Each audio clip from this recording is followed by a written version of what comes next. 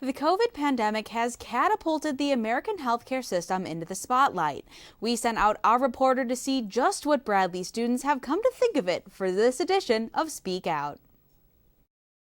With COVID pushing America's healthcare system to the very limit, we asked the Bradley students what they think about the American healthcare system.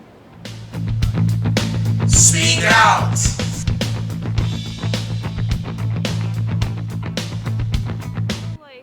Personally, when I get off my parents' insurance, I'd like to have a good insurance, and that really depends on what job I have right now, and I'd like to have more security in that.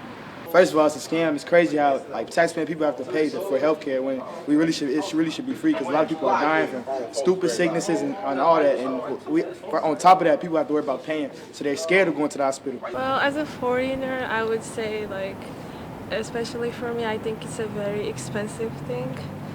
Because I had to do some healthcare things, and compared to my country, I think it's very expensive. What are your opinions on the American healthcare system?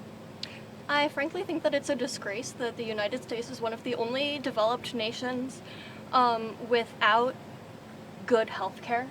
You look at Spain, and it has a much higher even life expectancy. Well, personally, I think it's pretty broken. I think like other countries, we should be adopting some of the practices that they do in order to provide more Americans with better health care, cheaper health care, and a better way to live our lives. It makes me glad that I have not severely injured myself yet, because if I had to pay any kind of hospital bills for breaking my arm, or God forbid, having a child at some point, I would be very disappointed. You have to pay so much just to physically push a human being out of your body. It's god-awful and makes you want to live in Europe. That's one of the reasons why I want to live in Europe, is the healthcare in America is just absolutely horrendous. With BUTV News from the sidewalks of Bradley, this has been Aiden O'Donnell.